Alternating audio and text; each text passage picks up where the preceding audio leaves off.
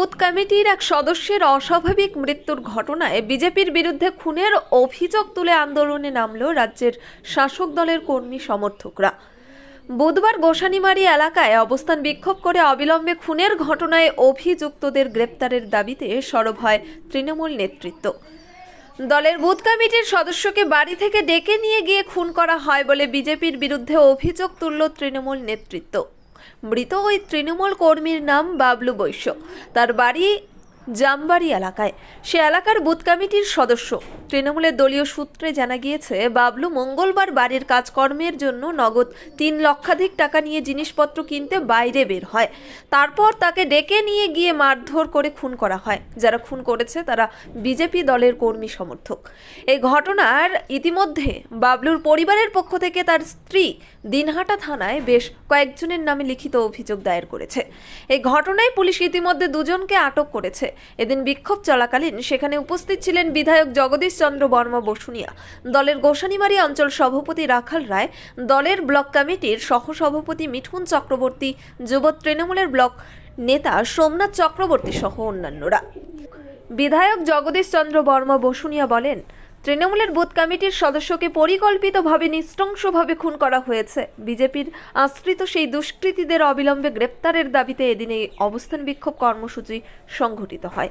এলাকায় খুনের রাজনীতি থেকে শুরু করে ভয়ের পরিবেশ তৈরি করার চেষ্টা করছে বিজেপি। অবিলম্বে এই পরিবেশ থেকে মানুষ যাতে নিষ্কৃতি পায় তার ব্যবস্থা গ্রহণ করা হোক। প্রশাসন যদি এই দুষ্কৃতীদের বিরুদ্ধে অবিলম্বে ব্যবস্থা গ্রহণ না করে তাহলে আমরা দুর্বার আন্দোলন গড়ে তুলব।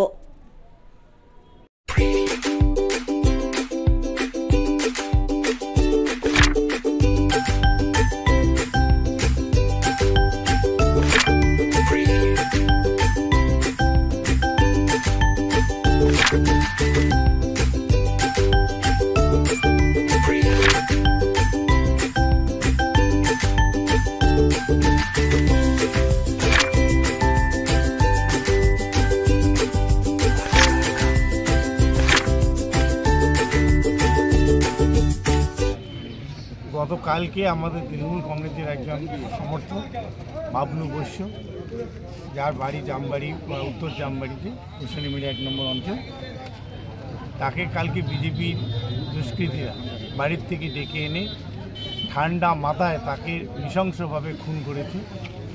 এবং আজকে এই অবস্থান আমরা বিজেপির সেই খুনিদের অবিলম্বে যাতে গ্রেপ্তার করে দৃষ্টান্তমূলক শাস্তি দেওয়া হয় এবং এলাকায় যে ভয়ের পরিস্থিতি তৈরি করার চেষ্টা করছে বিজেপি, তার বিরুদ্ধে যাতে সমস্ত মানুষ ঐক্যবদ্ধ হয়। এবং প্রশাসনকে আমরা এটা জানাতে চাই যে অবিলম্বে এই পরিবেশ থেকে মানুষ যাতে নিষ্কৃতি পায় তার ব্যবস্থা গ্রহণ করা হোক। তাহলে আগামী দিনে আমরা বৃহত্তর আন্দোলনের ডাক দেব। বিজেপির বিরুদ্ধে প্রশাসন যদি এই খুনিদের বিরুদ্ধে কঠোর ব্যবস্থা না নেয়, আমরা আগামী দিনে আইন হাতে তুলে নেওয়ার যদিও আমাদের মানসিকতা নেই, কিন্তু শেষ পর্যন্ত যাতে আমাদের সেই রাস্তায় যেতে না হয় সেই জন্য আমরা প্রশাসনের কাছে অনুরোধ করব অবিলম্বে দোষীদের দৃষ্টান্তমূলক শাস্তি দেওয়া হোক, অবিলম্বে তাদের বিরুদ্ধে ব্যবস্থা গ্রহণ করা। বাবলু বৈশ্য আপনাদের কোন কি দলের কি সাধারণ কর্মী ছিল না পদে ছিল? বাবলু বৈশ্য আমাদের বুথ কমিটির একজন সদস্য ছিলেন। আপনি কি gastric, kidney stone, migraine, sugar, paralysis, spondylosis, Baat ব্যথা, বিভিন্ন জটিল পুরাতন রোগে ভুগছেন?